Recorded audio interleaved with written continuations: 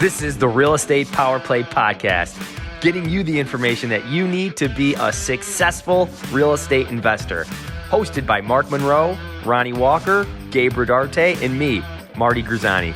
Combined, we've done thousands of real estate transactions. So get ready for real stories and true case studies on finding deals, growing portfolios, and making money. Welcome to the show.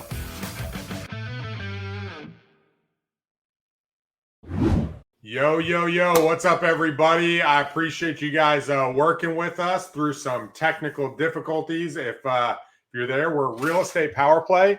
I'm Ronald. This is Marty Grizzanti. And today we really wanted to have a conversation just about what we're doing in this time, right? I've personally, Marty, had a ton of conversations just in the last probably week and a half, right?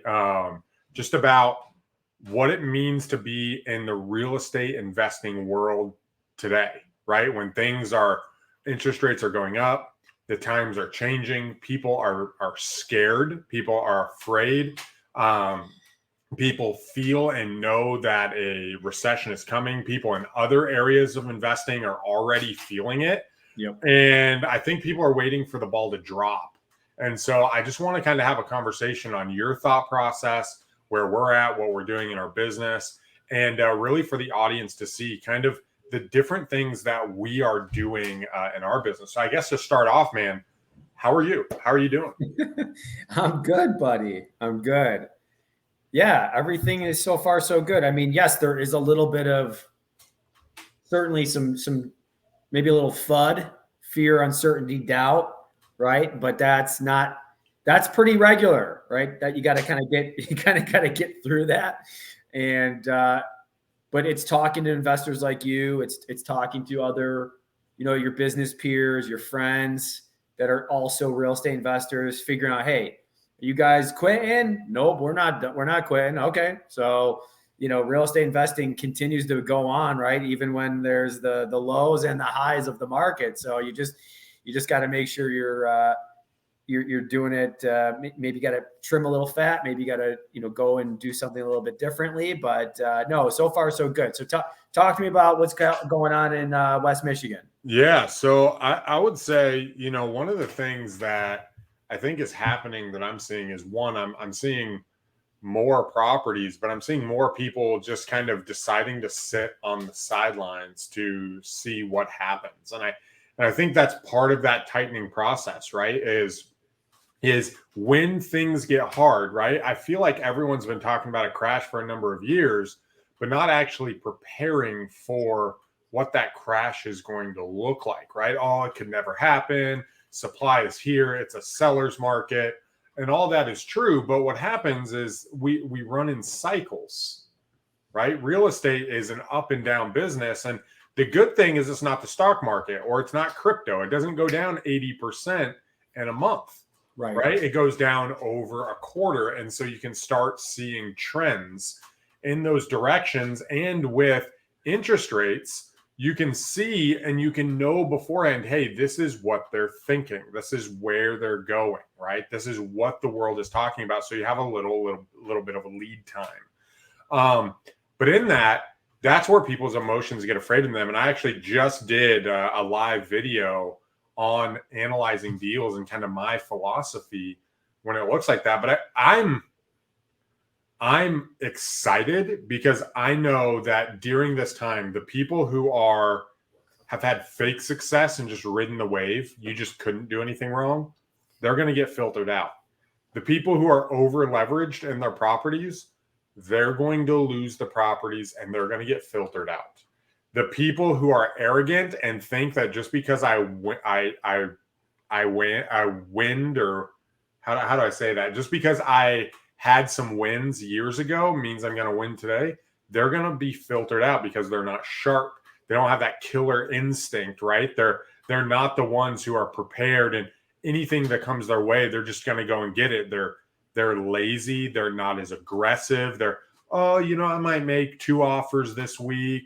It's like, no, we got to get in and be killers. We got to be deal makers. Those are the ones who are going to win. And that makes me excited because those are the people I want to be around. And it allows me to connect with and kind of filter out and really build that tribe with people around it. I want to connect with those people who want to do that. And so I'm fairly excited. It is tough. We are going to feel the pinch, but overall, I think it's going to be a huge positive thing. So, in New York, man, like with where you're at, I know you're focused on multifamily, single family. You guys have got some flips going on. I know you guys have got rentals. What are you guys doing in light of what you're seeing, and what are you seeing from a wholesale and flip perspective? Yeah, so we are seeing a couple things. We're seeing that a quality product is winning still. We're seeing that you're still getting over asking in the quality for a quality product. I think gone are the days where the hasn't been touched since 1980 house that, someone had been lived in for quite some time that goes to market and sells for 60 over asking. I think that's probably done for, but I think that still there's a large group of buyers. There's still those millennial buyers. There's still the low inventory, and that millennial buyer wants everything done for them, right? I know for me, I know for my wife, that's how we would want it. So, I think that the quality, having the job done to the full extent, there's still going to be a market for that. Unpack what a quality product means. Like, is that the service you're offering? Is that a certain type of rehab on a house? Like, what do you mean by quality product for the audience? Yeah, that's a great question. So a quality product is something that's done fully. And when I mean done fully is like it's been flipped, right? So as a flipper, it's been cosmetically updated to a professional level. So there's brand new countertops in the kitchen, new cabinets, there's new flooring throughout. It's obviously new paint. You have brand new appliances. So people, when they walk in, they just want to go, I know I'm going to be paying more. I know I'm going to have to pay extra, but I know that everything is done, right? Let's go into the bones a bit. The furnace is brand new. There's a brand new water tank. The roof has been addressed. Either it's a brand new tear-off roof, or it's been re-roofed, and brand new windows, brand new siding. So all the things that are something that someone might look at, and if it's not done to the full extent, it's not done to a professional level, they might have some apprehensions on paying that top price. But because it's done, I think it's Ronnie, I think it's something that people will just go, you know what, we don't have to worry about this for another 25, 30 years. Well, and so I love what you said, but on the flip side, if you're doing that, what about the amount of rehab? Like, what does it cost to do something like that? So at that point, you're really focused on your acquisition cost, because hey, in order to get this deal sold, we have to go above and beyond. And if I go above and beyond, or if I make sure that this house is a legit quality product, I mean, what does that rehab look like, and what are you looking for on the acquisition side? I'm curious. Yeah, no, absolutely. It's absolutely, in best case scenario, you don't have to mess with the roof, right? We're looking at stuff that, but if it does need a full tear off, right? For us, if it's, let's just say it's, maybe like a 13 to 1,500 square foot house, and that's kind of like our bread and butter, that's about a $20,000 roof, right? Yep. So full tear, right? And that's everything, material and labor. So everything works fine as long as you're getting it for the right number. So, for us, it's because we have employees, we know kind of where our nut is. We know our number. So it might be a little different for someone who might be brand new. I would say that I believe that the ARV times 0.70, right, minus your repairs equals still that max allowable offer. I think that number still works, Ronnie. What about you? I think that number still fits. I love what you're saying, Marty. And guys, one of the things Marty is so passionate about in this is this idea of doing things right? Like you've encouraged me of, we need to do it proper, right? Because proper creates reputation, and reputation equals trust, and trust equals more and more business. Right. And I love that. I love that that's where you're sticking. And I think what that means is you demand even that level of quality from the people you're buying from in the formula, right? Where it's, yeah, this might be a great area, but that doesn't mean I can overpay and lose money, right? Yeah, it's in a great area, but I need to make sure this makes sense. And I think what it comes down to is that 70 cents minus repairs and your buy price. I 100% agree. I'm a little bit more on the side of, okay, what's my nugget? What's my cost? What's my best case and worst case scenario? And so when I'm buying something, I'm not just, oh, it's 70 cents, let's buy it, right? Because 70 cents on a $70,000 deal might not be that much money, right? Like it might not be that much money. But on the flip side, I might get, and I think this is, I might get a bigger property that a lot of stuff has been addressed that I might be able to buy a little bit higher, but I can do a quick turn. Instead of a 4-month rehab, it might be a month and a half, and it might be a $60,000 deal. Well, I'm willing to purchase that. So to your point is, yes, 70 cents minus repairs absolutely works. What I'm seeing is that wholesalers and people pushing out properties are still using what I like to say the top number with a bottom rehab. And that's causing buyers like myself to say, I'm going to hold off right now. So as a wholesaler, there's 3 things I would do to make a pivot. 1, I would start doing a range of ARVs to calculate worst case to best case resale in this coming market. 2 is I would not say the repairs, but I would, when I talk to somebody, say, this is what it looks like it needs, right? I would say, hey, this is what it looks like it needs, and talk about that and really bring it up. So it doesn't seem like you're trying to just say, hey, take this property. And then 3, I would start building really personal relationships and get feedback. Hey, what are you seeing? And see if the person's making a fear decision or making a logical decision. Because we want good properties as investors and as wholesalers. If you're just, hey, let me push the top number, push the top number, push the top number, that worked for the last 5 years. But when people are scared, it doesn't work. You need to show them this is how your risk is covered. And that's how you can win more as a wholesaler.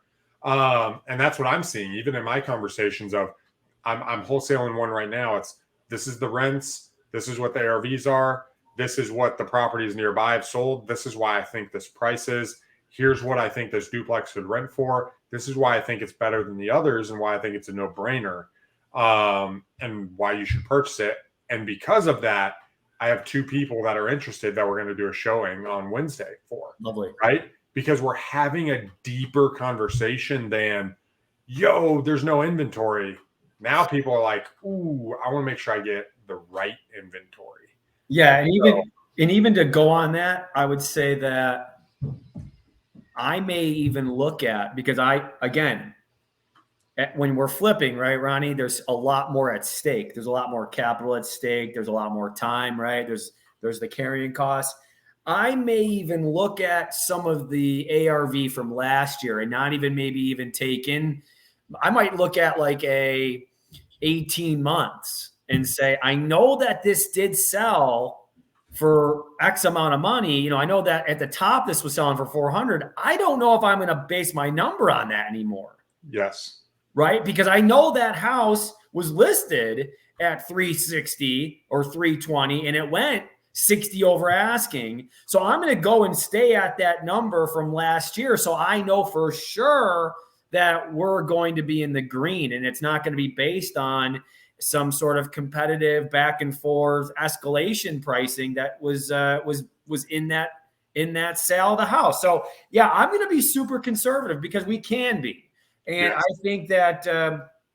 I think that's the way to play this move now, is to just be conservative.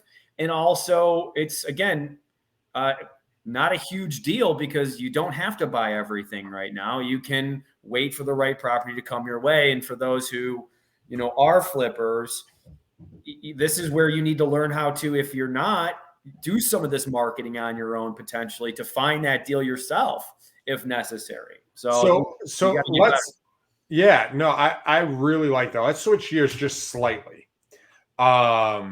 Because it's something I'm very interested in with you and your business. And I think people are interested in. Are you buying from wholesalers mainly, or right now? Are you doing seller direct?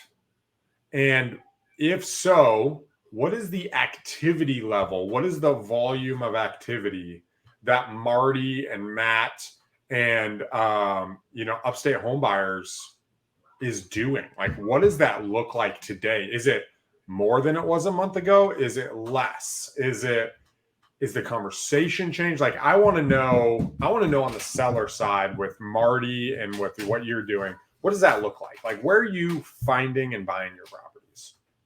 Yeah, I really don't think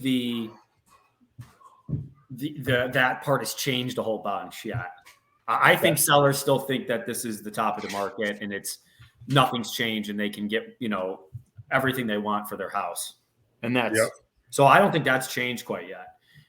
I think landlords have a little bit of an understanding of what's going on, but even they don't really see it yet. I think flippers and wholesalers know that there's a slowdown before anybody else does. And so, because you hear it from your agents, right? Flippers probably the number one because they hear it from their agents. Hey, you only got 2 showings so far, when this had 20, something like this product had 20, maybe 5 months ago. So the activity hasn't changed. We're still very active on all of the marketing channels, which is kind of what I was talking about, Ronnie, earlier, when it was just the Marty show without you, buddy, for a minute, is that hasn't really changed, but I think it's still going to take Q1 of next year for people to really see that. I think we're in a real slowdown, because what about you? Do you think that I want you to answer your own question too, but do you think that we're in the recession world right now? Do I think we're in the recession world? I do think that we are in a recession world. And I think that when people are scared, having a filtering system to buy the properties that we really want is critical. I also think that buying them in the way that we want is critical. So I'll give you an example. I actually went live in my Facebook group before this, and I talked about, finding deals today is about figuring out what you want, right? So if you can ask yourself, like, what do I want? What types of properties am I really looking for? And then you can ask yourself, okay, this is what I'm looking for: location, style, whatever that may be. This is what I'm looking for. Then you can say, okay, who has those properties?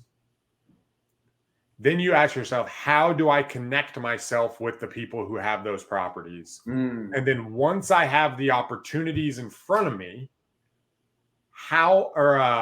which properties am I going to choose?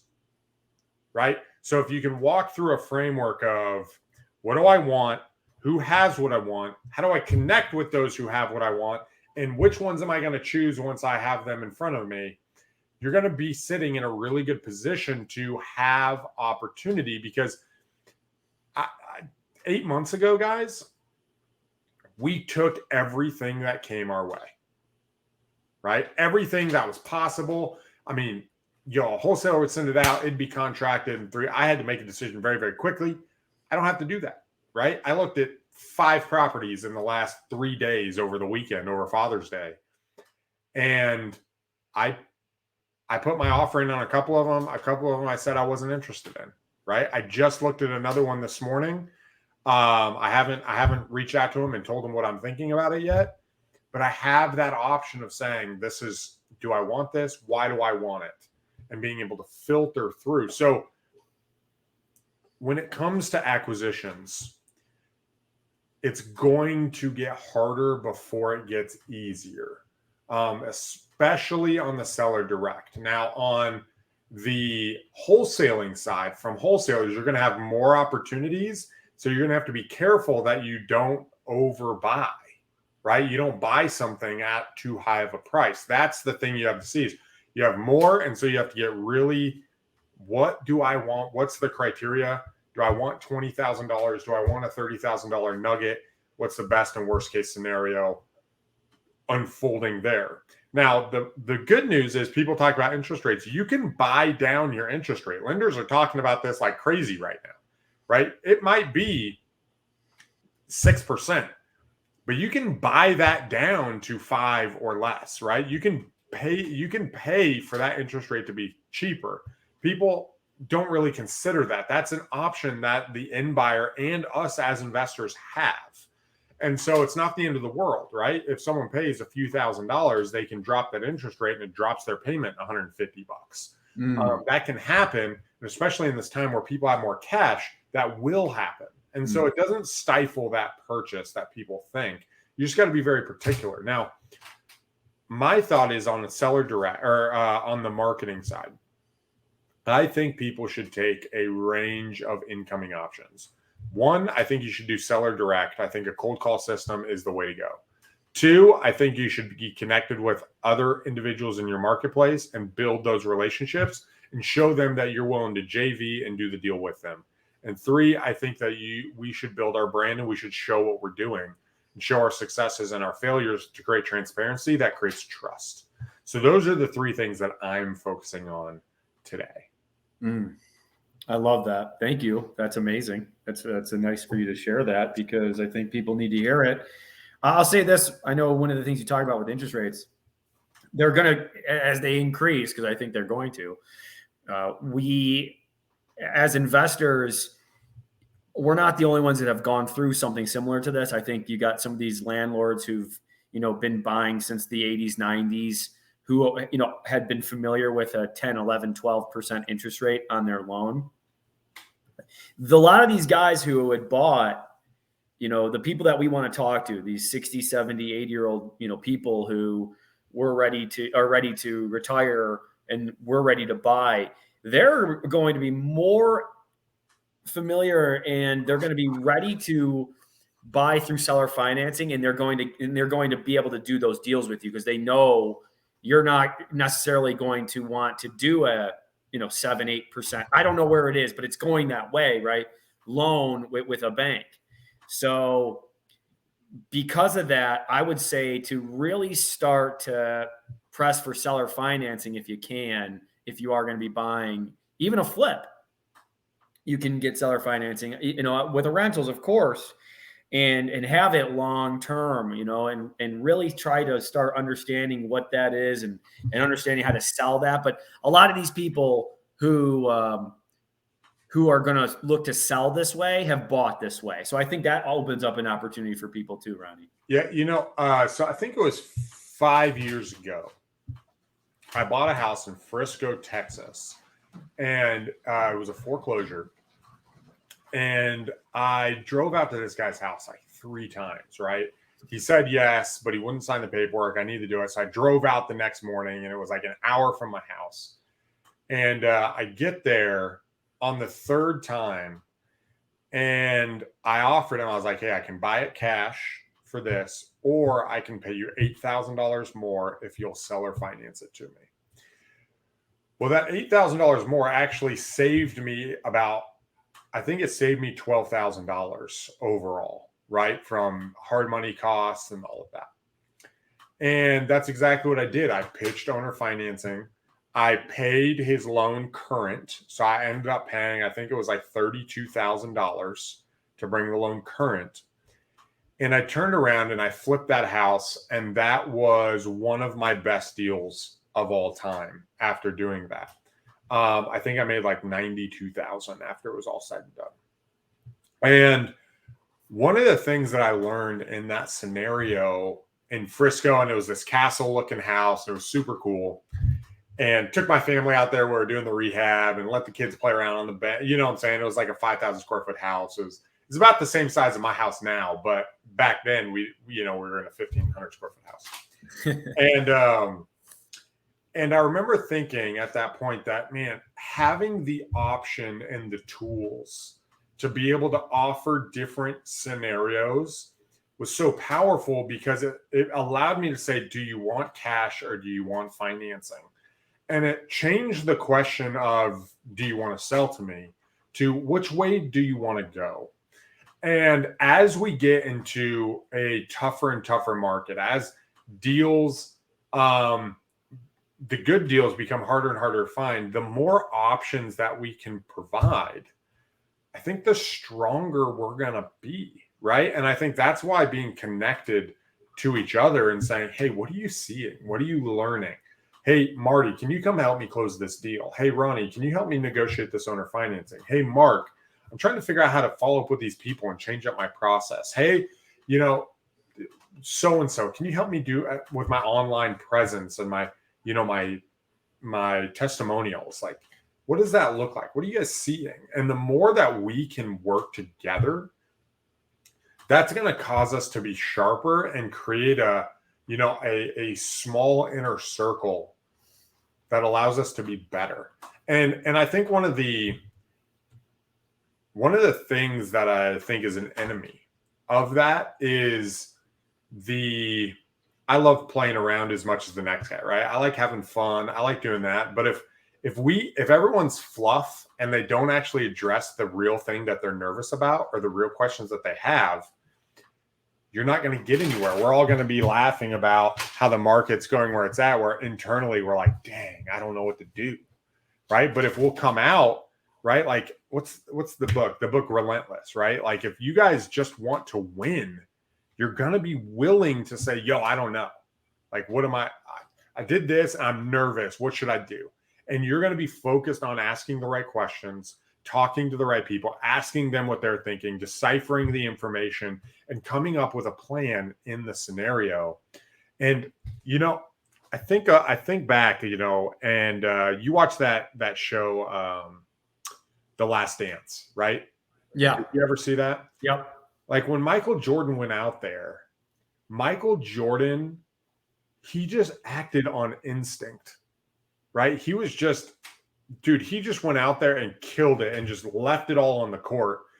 And how do you translate that to business? I've thought a lot about this, and it really comes in of put yourself in situations that build pressure, like that put the pressure on you where you have to perform.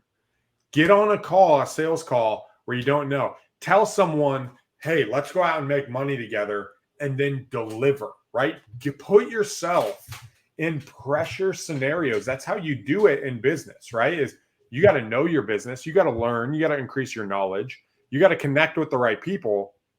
But in connecting with the right people, I just did a podcast interview yesterday. I was on another guy's podcast. It's going to be super awesome. The guy was amazing.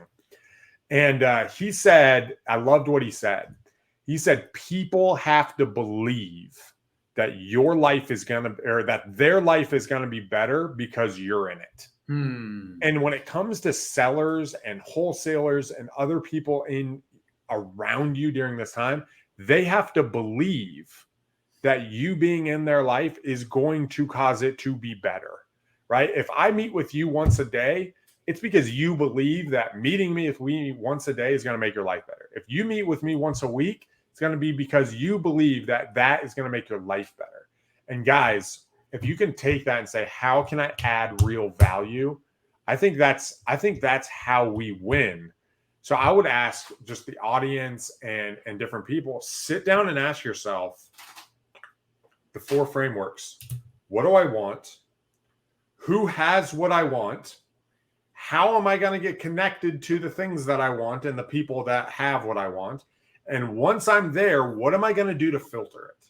Right? Like, that's the formula. If you walk through that, you can then start answering those questions and you can start walking down that path, and you have a roadmap to accomplish no matter how hard it gets. And then it's just, hey man, how much grit do you have? How much pain, how much pressure can you endure? And realizing that, pressure's not going to kill him. It's not going to kill you, right? It might burst the pipe, but it also creates diamonds. And if you look and say, you know what, I'm going to turn into somebody I want to be as a result of this, you can use that to fuel you to win. And man, and that's a beautiful, beautiful thing. And so, Marty, I guess my question to you, man, is what are some things in the next week, 2 weeks, 3 weeks that you see in front of you that you can create pressure for yourself, right? What are some of those things? And we can go back and forth. I definitely don't mind. We can turn this into one of those. Yeah, dude, that sounds good. Well, it's as you I know you do, so I want to hear this from you. But when you have people who depend on what you're doing, there is a pressure there, right? When you have employees, when you have partners who have families, and there's pressure. But Ronnie, I think you'd agree, pressure is a privilege. It's a privilege to be in this position where, hey, people do depend on me, right? Yeah. So if you can focus that into action, and for me, the action is, hey, if I don't know something, like right now, one of the pivots of our business is going into something larger, because we do believe there's going to be a slowdown in the flip market. We do. And we're not going to be able to take down some of the things that maybe we were able to. And, so we have to be able to, we need to get better, and we need to be able to, pivot to something that's larger, that potentially we can hold for a longer period of time, that, it's just things that we as a business, hey, let's sell off the single family homes and let's take that and put it into something larger where we can maybe and we don't have to mess or pay for all this management that we've been paying for, all this maintenance that we've been paying for, and buy something that's a smarter buy, which is going to be a longer, maybe lasting, but maybe in the beginning on paper, it looks like it's a smaller income from some of the, rather than all the other properties, but longer term, it's going to make more money because it's less maintenance, it's less management, it's less paperwork, all those things that take either time or bandwidth or money from us and from our brains. So you have to make some important decisions right now. And so that's what we're looking at. But yeah, I think just one of the key things of when you were saying about the pressure and, how we're going to maybe move or continue to navigate is to ask questions. It is to potentially look foolish and talking to people who are already there, but going at it at the right way, in a humble way, and adding value and knowing exactly what that looks like. And maybe that's putting 2 people together, even though you're not a part of it at all, but just, hey, I actually know somebody who does something like that. Or, hey, I know a maintenance person who could work on your self-storage facility. Or, hey, I have somebody who is a lender or that does these types of things, who I'm not doing anything with that, but I know that would be, and maybe proactively doing that, like proactively bringing 2 people together, even though you have nothing to do with it, so that when you do have something you need, you can go and ask for that favor. And it might come off a little bit easier and simpler now because you've already tried to bring value to them. So that's kind of what we're thinking of right now. But I guess I love that, because when you connect people, yeah, like when you connect 2 guys, like what you said, bro, you're the connector. Both of them wouldn't have had each other without you. And so you being able to do that is one of the best ways to add value. Yes. I think it's Alex Hormozy. He says, people have it wrong with networking. When you become the most valuable person in the room, people want you to be known to all of their peers. And so when you connect and you help this guy who has a self-storage unit do what they are struggling with, all of a sudden you become more valuable to them, right? You help them make money. And when you can do that, that elevates your game. Yo, so-and-so, you need to meet with so-and-so. You guys will help. And that makes you look amazing, right? A lot of us are like, well, if they connect, well, then I'll be left behind. That's not what happens. Right? The more referrals, the more value you can add, the more people will come back because they want valuable people in their life. And that's a way of putting pressure on, is saying, yo, I need to connect 6 people this week. There you go. Like, I'm going to do that, right? I'm going to connect 6 people. You know what? In the past, I was okay making 3 or 4 offers a week. I'm making 7 offers this week, right? I'm making 11 offers this week. I don't know how I'm going to do it yet, but I'm going to go and I'm going to freaking figure it out, and I'm going to do it. And then once I get there, I'm going to figure out how to replicate that number, right? I'm not looking to come down to the lowest denominator. I'm looking to push it. And you know what? I loved, I think it was Kobe Bryant, and I've been kind of listening to some basketball stuff lately, so you're going to have to bear with me. But he always talked about going to the gym late at night and getting in those last few shots, right? Just to practice. He'd go to the gym, no matter where he was, playoff game, whatever. The last thing he'd do, he'd go find a local gym, whether it was a high school. He'd have his guys reach out. He'd show up. He'd take, I can't remember how many shots he would take, and then he'd go home for the night. And that's what it takes to be a winner. It's not, how can I get my minimum so Ronnie's happy, right? It's, now, how do I become a killer? How do I deliver results? And, it's funny, this morning, one of my guys, I asked all my team, everybody on my team, I sent them a message, and I was like, happy Father's Day, blah, blah, blah. Hope everything went great. Good morning. What are we accomplishing by the end of the week in your particular field? And one guy didn't respond to me, which I find funny. Another guy said, give me an hour. Another guy said, what would you like me to do? And those were the 3 responses. I sent out 3 messages. And one of the guys came back and was like, gave me all these numbers and said, we can do 4 blank a week. I'm not going to get into it, but he went, we could do 4 a week. And I responded with, I want to see you do 6. That was my response. I want to see 6. And crickets, right? Literally, I didn't get another message from him after that. There was no message, which means, we'll talk about it. And I'm sure that from his perspective, that's frustrating. And I think it really comes into, man, we need to up our game. Mm-hmm. Like, we need to up our game, and we need to step up, and we're doing this to win, right? We're doing this to get results. And if we're just doing things for form, just so we have form, and it'll all even out, that's not the right mentality, right? Yes, we need a system. Yes, we need to process things. Yes, we need predictability. All that's important. But we need predictability through conviction, and there needs to be this underlying fire when you're talking to people, because that fire, people can feel it, right? When we talk, I can tell when Marty's on fire and when Marty's not on fire. You can tell if there's a burning hunger underneath. When I speak to Gabe or Mark, I can tell when there's a fire there, where it's like, yo, this is what we're doing. I'm excited. I've got stuff going on. I'm on my game. And the question is, and only we can answer this. And guys in the audience, outside of this, is, are you on your game? Right? Are you learning? Are you getting up? Are you doing your push-ups? Are you doing your workout? Is your mind right? Are you hungry? Right? Outside of that, are you going to make mistakes? Yes. Right? I loved what, and you made some quotes to him, but Tim Grover, right? In his book, Relentless or Winning. Relentless. He's like, I'm okay with a bad game. but it's my job to make sure 2 bad games don't happen. And I think that's the thing is, get out there. If you screw up, who cares?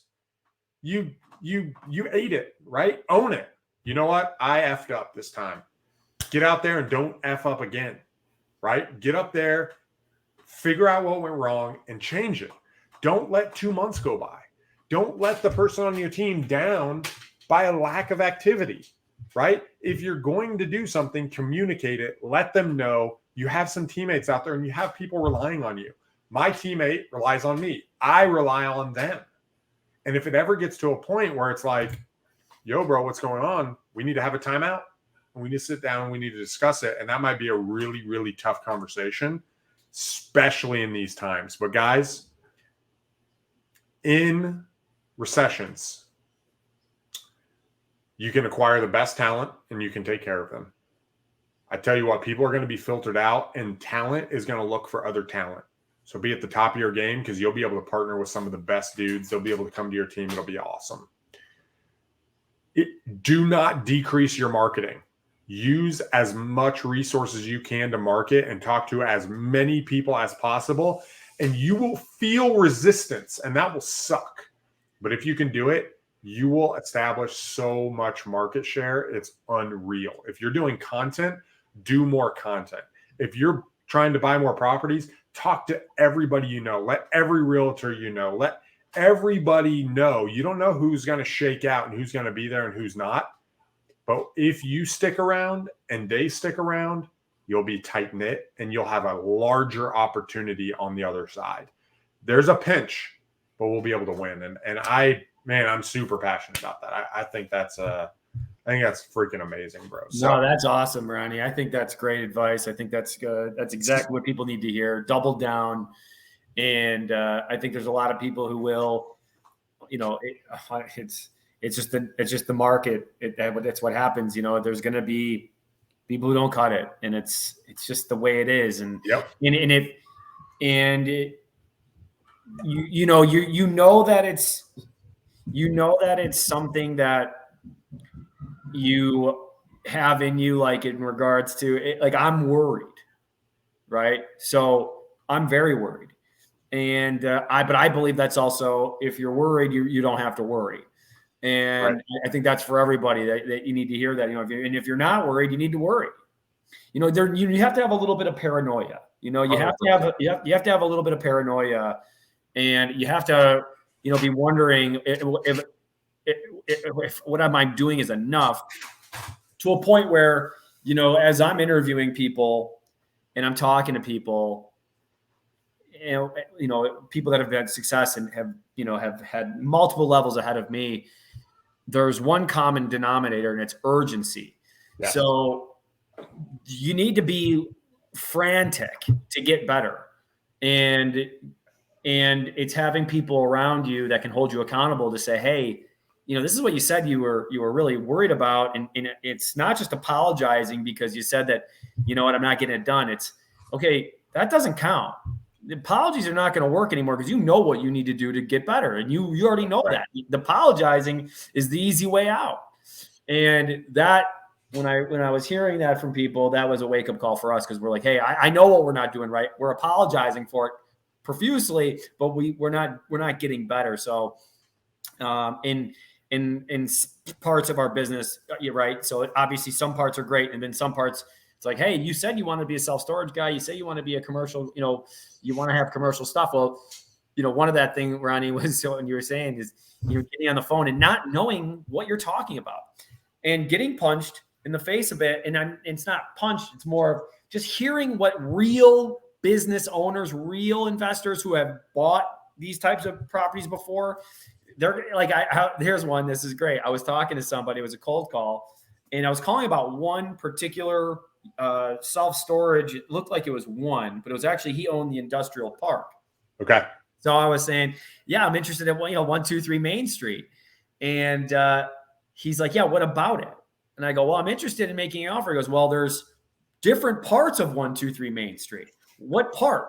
Well, the self-storage. I got a number of self-storage here. How much square footage you looking for?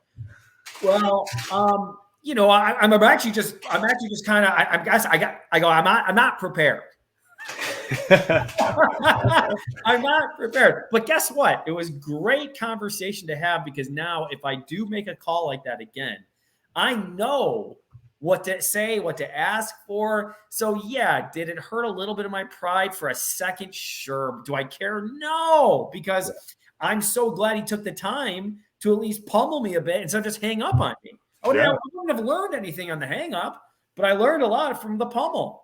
So if that helps anybody, I'm getting him daily. It's not like this doesn't happen to somebody like me or Ronnie. This happens constantly. 100%. Right? You got to be willing to, ask questions to figure it out. And yes, they may think that, who is this person? Well, guess what? Be prepared, because I am hungrier than you. I know I'm hungrier than you. So anyway, that's what I wanted to leave people with, because I love that. Guys, if you are liking the content, please give us a like, a share. We come out with our podcast every Thursday. It comes out on Apple, iTunes. We get more stuff just like this, and we're talking about wholesaling. We're talking about fix and flip, lease options, all the different strategies that you can take advantage of for the market today. And if you haven't gone to our YouTube channel, go to our YouTube channels. Marty's got one. I've got one. We've got a YouTube channel for Power Play. We'd love for you guys to check it out and give us some feedback. Leaving the audience with one thing from this conversation, Marty, what would be the biggest takeaway here on Real Estate Power Play that you would give the audience that's still listening? Just continue to be conservative in these downturns. Just, double down on your numbers. The numbers don't lie. There's always going to be deals, whether we're in the best of the best market or a great depression. There's still going to be deals to be made. You just have to make sure the numbers are right. I love that. And I think on the flip side, guys, crashes, depressions, recessions, they are the time when people make the most amount of money in history. But it comes to those who are prepared, who are willing to put into work, who are willing to be urgent and start a business. It comes to those who are diligent. And so be diligent about what you want. Figure out what you want, who has what you want, what you need to do, how you need to connect with the people who have it. And fourth, I would say, figure out how you're going to filter them. When the opportunities come, which they will, if you are on your game, you have the fire, and you provide value, people are going to come to you, and people are going to want to work with you. So the question is, how do you filter through those opportunities? If you can do that, you're going to come out on the other side in a much stronger position, stronger than you ever thought was possible, especially through the pinch. Because the pinch it's going to feel like nothing's going right, and then things will start clicking. And guys, keep at it in real estate. Constantly ask yourself, how can I make money with this property? What is the strategy? What tools do I need? How can I make money? And if you ask yourself, how can I make money? What is my worst case scenario? What is my best case scenario? What can I do? And how can I help the person on the other end accomplish their goals too? We can align those two, what I'm looking at and what you're looking at. We can align them. We can conquer the world. We can go to the moon. And so that's where we're going to leave it, guys. I hope you have a fantastic day. Sorry for being late. And we'll see you next Tuesday here on Real Estate Power Play. Until then, peace. See you. This has been another episode of Real Estate Power Play, guiding real estate entrepreneurs to a brighter future. If you liked what you heard, consider subscribing wherever you listen to your podcast, or follow us on YouTube at Real Estate Power Play.